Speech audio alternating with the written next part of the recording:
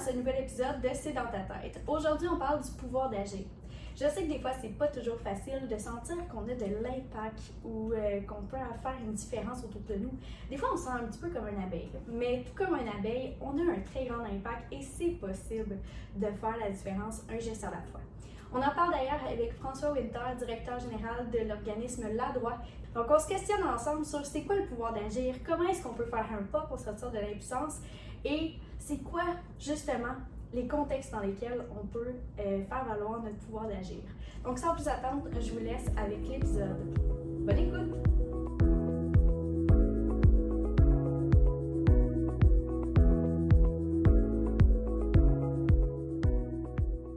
Merci François d'avoir accepté l'invitation du balado, d'être là avec nous aujourd'hui, de t'être déplacé dans nos bureaux. Bien, merci de l'invitation. Ben écoute, moi je trouvais ça intéressant de t'avoir, surtout par rapport au pouvoir d'agir avec ce que tu fais aux côtés de La Droit. Avant de commencer avec le pouvoir d'agir, j'aimerais ça un peu pour les gens qui ne te connaissent pas, que tu expliques t'es qui, qu'est-ce que tu fais, c'est quoi La Droit?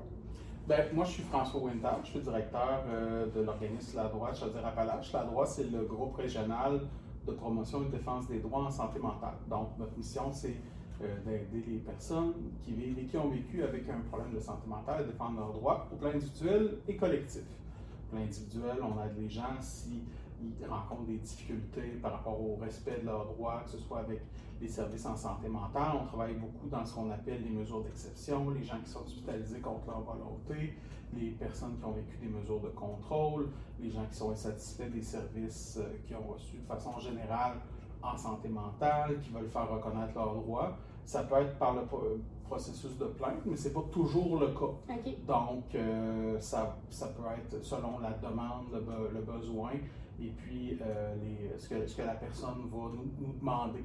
Donc, ça, c'est sur l'aspect individuel. Donc, nous, on va informer, on va aider, orienter, accompagner, mais on ne représente pas la personne. Donc, on l'aide, on l'accompagne dans la défense de ses droits. C'est pour ça qu'on n'est pas des juristes, on est des intervenants, là, des conseillères en défense des droits.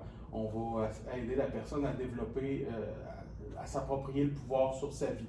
Donc, tu parlais de pouvoir d'agir, ouais. ben, c'est un bon exemple. Ça, c'est pour l'aspect individuel. Okay. Au plan collectif, l'organisme fait des outils d'information sur les droits, fait des formations, des sessions d'information pour donner de l'information aux personnes sur leurs droits, leurs recours, aussi des astuces, des trucs. Hein? L'astuce, c'est un thème populaire, hein? Mais donc des outils, bref, pour justement s'approprier leur pouvoir sur leur vie, parce que pour beaucoup de gens qui vivent avec un problème de santé mentale, il y a des gens qui ont, à toute fin pratique, jamais eu de pouvoir sur leurs conditions ou très peu sur leurs conditions de vie. D'autres ils l'ont eu, ils l'ont perdu, tout ça. Donc, dans cette optique-là, l'aspect de l'information sur les droits, c'est quelque chose qui est très important. Aussi, un autre élément, l'organisme prend position. Ça, c'est plus ma part à moi dans le travail visible, je dirais, de l'organisme. Là. Donc, sur les enjeux qui peuvent concerner les droits des personnes. Ça peut être une politique d'un établissement, une loi, un règlement. Donc, tout élément, tout enjeu en lien avec le respect des droits en santé mentale, l'organisme va se positionner. Ça peut être de différentes façons.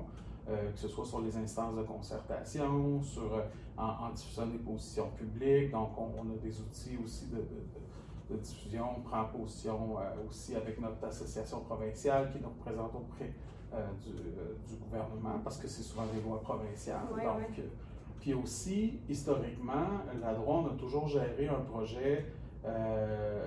Auparavant, on l'avait géré dans les anciens plans d'action. Ça s'appelait cadre de partenariat pour les rencontres régionales de personnes utilisatrices. Puis maintenant, on a ça a pris un nouveau nom avec le plan d'action, on a eu du financement. On parlait du pouvoir d'agir, ouais. Donc ça s'appelle représentation. Donc, ouais. C'est une façon de favoriser le pouvoir d'agir des personnes par la prise de position, qu'elles s'expriment elles-mêmes, parce que quand on parle de santé mentale, souvent plein de gens, qui ont plein de bonne volonté, s'expriment pour les personnes sur les besoins qu'ils constatent, tout ça, mais les personnes directement concernées elles, on les entend peu, voire pas du tout, bien souvent. Et puis, c'est important. Ou encore, parfois, un enjeu qui va être rencontré, c'est que le vécu des individus peut être instrumentalisé aussi. C'est-à-dire, parfois, il y avait des usagers partenaires à certains moments, puis bon, toutes des bonnes personnes, mais les gens arrivent avec leur vécu individuel qui est très valable pour elles-mêmes, mais la parole collective, donc ça, c'est un aspect pour lequel on a une certaine expertise à la droite, de développer, de favoriser, mobiliser cette parole-là, et puis on organise justement là, des rencontres régionales où il y a des délégués régionaux qui sont élus pour porter la parole des personnes auprès des instances de concertation. Donc ça, c'est quelque chose qu'on a eu du financement pour le faire là, avec le dernier plan d'action santé mentale. Là, et puis voilà. C'est quand même assez large, mais justement, ce que j'aime, c'est que tu as parlé de déjà tout plein de trucs et astuces pour le pouvoir d'agir. Hein, ben oui. C'est parfait. Écoute, c'est vraiment parfait. Mais avant toute chose, je me dis, bon, mettons, moi, je veux faire un premier pas pour partir de l'impuissance. Je sais pas par où commencer. J'entends parler du pouvoir d'agir. Ça mange quoi en hiver? C'est quoi, en fait, quand on parle de pouvoir d'agir? Qu'on ait ou non un diagnostic de santé mentale, ça fait référence à quoi? Bien, le pouvoir d'agir, en fait, c'est un terme qui est un peu un dérivé, finalement, hein, de l'appropriation du pouvoir, qui est plus qu'une philosophie. C'est souvent une personne qui vit justement avec une problématique de santé mentale. Puis tu l'as bien nommé, diagnostic ou non. Nous, de toute façon, on ne travaille pas en fonction de ça, parce qu'on considère qu'il y a beaucoup justement de stigmatisation dans la société. Donc, dans cette optique-là, ben, la personne qui vient chez nous, ben, c'est assez clairement indiqué défense des droits en santé mentale. Donc, la personne sait très bien où elle va. Donc, dans cette optique-là, nous, on va travailler avec une optique d'aider justement cette personne-là à défendre ses droits. Et puis, ça peut être autant quelqu'un qui a une bonne scolarité que quelqu'un qui a plus de difficultés avec la littératie, qu'elle soit numérique ou de tout acabit, là, finalement. Donc, pour développer le pouvoir d'agir, pour quelqu'un, c'est un concept, mettons, un citoyen lambda, ça va être un concept qui va être très abstrait, c'est normal, c'est dans les plans d'action gouvernementaux, mais ça fait référence à une philosophie d'intervention, puis c'est aussi d'aider à la personne à utiliser ses forces. Dans le fond, c'est très positif. Parce que ça peut être vu comme n'étant pas, comme étant contre quelque chose, mais en réalité, c'est pas le cas. C'est pour la personne, parce que la personne qui reçoit des services ou qui a des difficultés, bien, elle, ce qu'elle veut, c'est avoir l'aide dans des bonnes conditions pour lesquelles elle a requéri, que ce soit des services, ou parfois, c'est de ne pas avoir l'aide qu'on lui impose aussi. Donc, dans cette optique-là, le pouvoir d'agir, ça fait référence au choix, de pouvoir choisir, d'en avoir un choix aussi.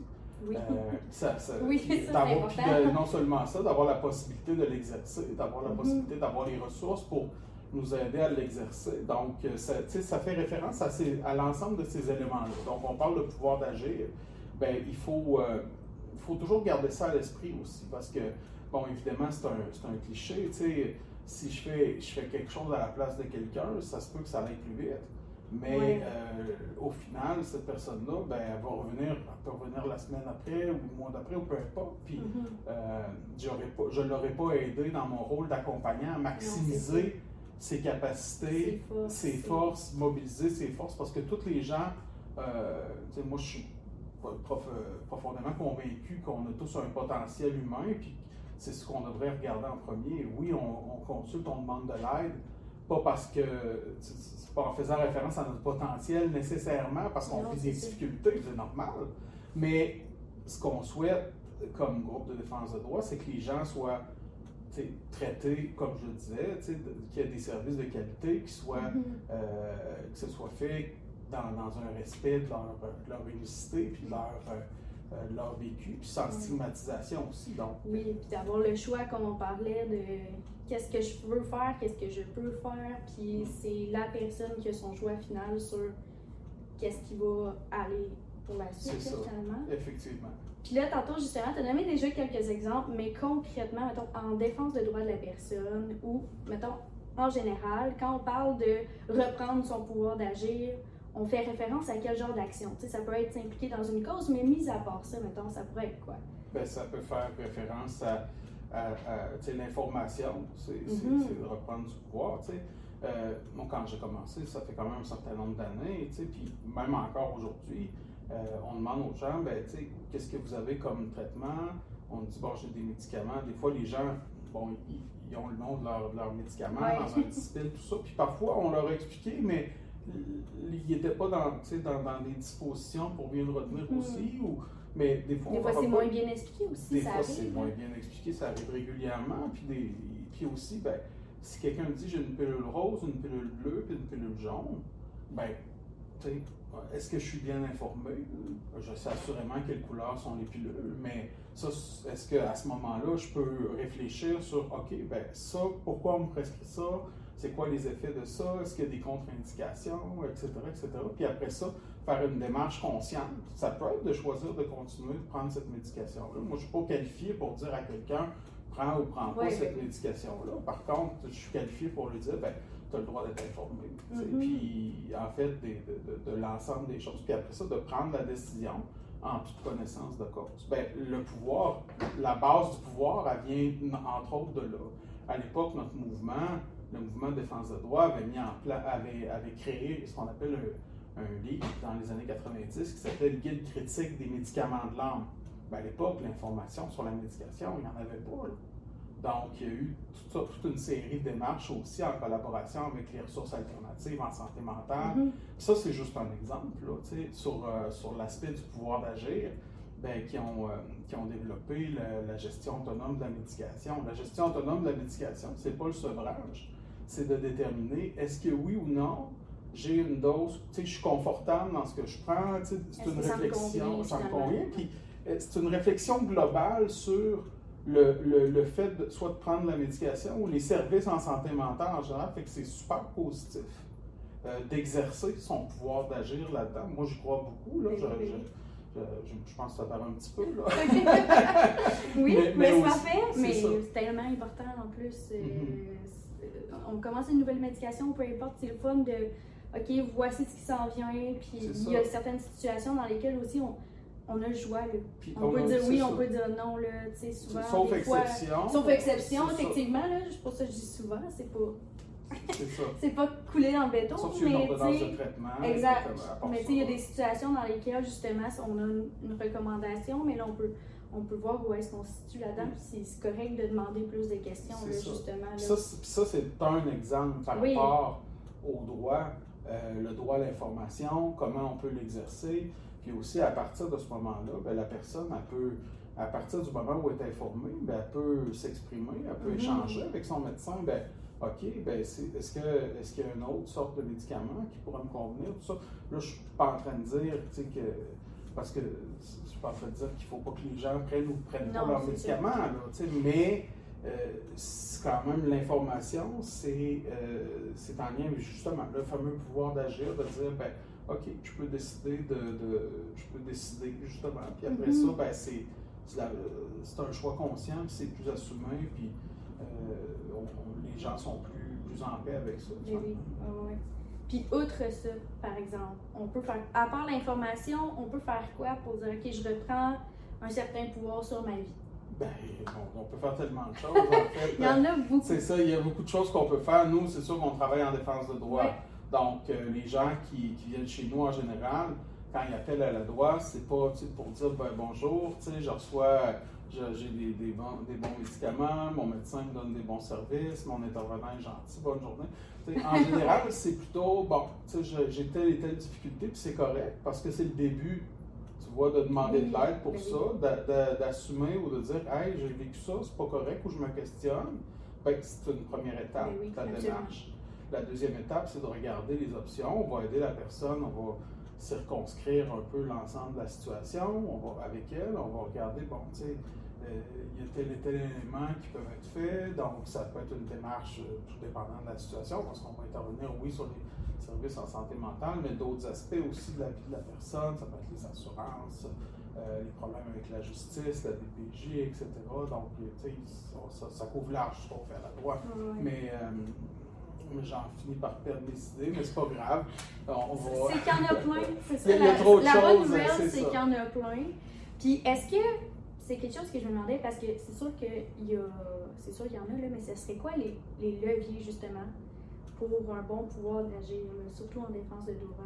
Bien, les gens, tu sais, souvent, on se dit comme individu, comme groupe, tu sais, on a plus de pouvoir qu'on peut le passer sur notre situation, mais il faut tu sais, ça prend de la détermination.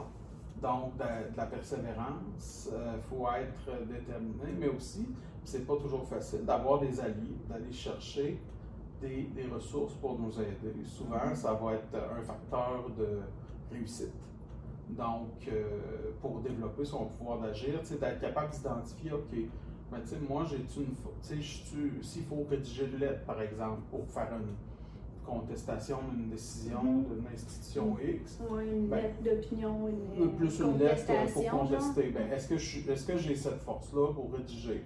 Si oui ou non, ben, je vais aller me chercher des ressources pour m'aider. Puis de ne pas avoir peur, justement, d'aller chercher ces ressources-là. Si j'ai eu à avoir une rencontre avec une instance X, puis ben, ça va m'amener du stress, de l'anxiété, puis quiconque a déjà passé en cours va savoir de quoi je parle. Là.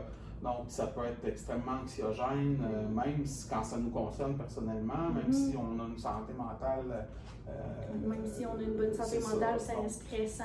C'est ça, c'est un événement. Puis si en plus, ben, ça rajoute à ça justement si on a des difficultés en santé mentale, si on a toutes sortes de problèmes de nature économique au travail. Donc, ça va être encore plus difficile pour la personne. Donc, d'avoir une ressource qui va être là pour épauler, qui va être là pour accompagner, même quand on est représenté par avocat. Donc, ça, c'est quelque chose qu'on fait à la droite. C'est aussi d'aller chercher de l'information, mais la bonne information. Ça, c'est pas toujours évident. Maintenant, bon, même l'intelligence artificielle, là, le mot le dit, là, est parfois artificielle, l'intelligence. Oui, des fois, c'est pas des tout fois, à fait ça ça. peut être un appui, mais dans 6 mois, on va peut-être dire d'autres choses, je ne sais pas, là, parce que c'est mieux qu'il y a 1 an, là, mais c'est quand même. Ça reste encore ça reste en développement, mais au-delà de ça, de trouver la bonne information, c'est pas toujours facile d'avoir les bonnes sources. Ben, ça, c'est un aspect, on peut être aiguillé ou appuyé pour ça. Des fois, des gens nous appellent et disent « Ah, j'ai tel enjeu ou j'ai tel droit. » Ben, où est-ce que vous avez trouvé ça? Ah, finalement, tu t'aperçois que c'est une loi qui est en France. Ben, ça concerne pas. Oui, c'est ça. C'est pas tout à fait pareil. Là. Non, On va mettre ça sur le Canada, puis même au Québec. C'est pas pareil de province à province, d'où l'importance justement de pas hésiter à cogner à la bonne porte comme la loi, puis faire comme j'ai une question, puis on a plein d'autres qui en a qui on peut lever facilement la main puis faire comme j'aimerais avoir de l'information. Puis, tu sais, on vit dans des systèmes, c'est-à-dire que le système de l'éducation, de santé, par exemple, du côté des systèmes, plus collectivement parlant, qu'est-ce qu'on peut faire ou qu'est-ce qu'ils pourraient faire ces systèmes-là à l'intérieur de ces systèmes? Qu'est-ce qu'on pourrait faire pour favoriser le pouvoir d'agir des gens? De les écouter. Oui, ouais. Les écouter, leur faire une place, tu sais, justement, dans les instances de concertation, on parlait de représentation tantôt, ben, de permettre qu'il y ait justement que les personnes puissent se faire entendre, se faire écouter, puis qu'on considère aussi ce qu'ils disent, pas comme ah ben oui, tu sais, on coche une case dans un plan d'action, on a un usager autour de la table en bon français, mais plus de. C'est fait. C'est problème ça, réglé. c'est ça. Mais plutôt de dire, ben OK, la personne, elle amène son vécu, ou elle amène le vécu, ou elle amène le vécu de ses pairs. Donc, elle amène des préoccupations. Donc, comment est-ce qu'on utilise un anglicisme, comment est-ce qu'on adresse ça, ces préoccupations-là, puis aussi, c'est quoi la place qu'on fait comme système à cette parole-là, qui est une parole importante, là, qui vient pas le mot système est intéressant parce qu'effectivement, on en fait partie indirectement, on le nourrit, puis un système, ça finit par s'auto-entretenir. Donc, quand il y a un corps, je dirais pas un corps étranger, mais c'est quand même paradoxal de nommer ça comme ça, mais quelque chose qui n'en fait pas intrinsèquement partie dans la culture, même si au final on est tous là pour les personnes. On fait tous partie d'un même système qui est comme la population en général, mais je pense aussi qu'au-delà de l'écoute et aussi de qu'est-ce qu'on fait avec cette écoute-là par la suite. C'est ça. C'est parce que exactement. c'est beau de dire, OK, on va s'écouter, on va laisser de la place, mais si on écoute, puis après ça, on ne fait rien avec ce que les experts de vécu sont arrivés, ben, en tout cas, moi, si je me trompe, mais j'ai pas l'impression que ça va vraiment nous améliorer en tant Non, que c'est société ça. ou système. On va être comme, oui, OK, on vous a entendu, mais après ça, ben, il faut faire quelque chose là, avec ce qu'on a Exactement, entendu. exactement. Donc, c'est non seulement de se mettre en mode écoute, mais aussi en mode Collaboration. Une réelle collaboration. Puis je parle pas juste du réseau de la santé, là, les ressources communautaires aussi. Donc, c'est tout le monde finalement. Il faut écouter ce que les gens nous disent. Même chez nous, des fois, les gens peuvent. On n'est pas parfait, personne. Là. Ça peut arriver. Chez nous, les gens disent bon, genre, j'aimerais ça avoir les services de telle façon. Ça nous fait nos questions et on se dit ah ben oui ou non. C'est possible. C'est ça, c'est-tu possible, c'est-tu dans ce qu'on peut faire aussi. Donc, je ne sais pas si ça répond bien à la Oui, question. ben oui, absolument, absolument. Écoute, pour le mot de la fin, grosse question. Une question existentielle. Vraiment. Ben, c'est plus comme un wrap-up, puis je me dis, bon, moi, je suis une personne, j'écoute ce balado-là, je suis craquée, je veux me mettre en action, je veux vraiment mettre de l'avant mon pouvoir d'agir. Ce serait quoi un conseil, une phrase que tu dirais à cette personne-là qui écoute? Une phrase, c'est difficile de résumer ça en une phrase. Ouais. Parce que pour reprendre son pouvoir d'agir, je dirais que ça se fait pas du jour au lendemain. Non, Puis en plus de ça, c'est un travail qui est constant. C'est ça que j'ai envie de dire. En lien avec tout ce dont on a parlé précédemment. Donc, faut jamais oublier qu'on a plus de pouvoir sur notre vie, sur la situation, qu'on peut bien le penser. Puis même si c'est pas linéaire, ben, moi j'essaie de cultiver l'espoir au travers ce qu'on fait en défense de droit, même si c'est un travail où est-ce qu'on travaille avec les difficultés que les gens rencontrent, mais il y a toujours de l'espoir puis d'être persévérant là-dedans. Je pense que si j'avais résumé ça en une seule phrase, qui en fait au moins 10, mais ça serait ça. C'est parfait. Écoute, ben merci beaucoup, François. Ben, merci à toi, Myriam.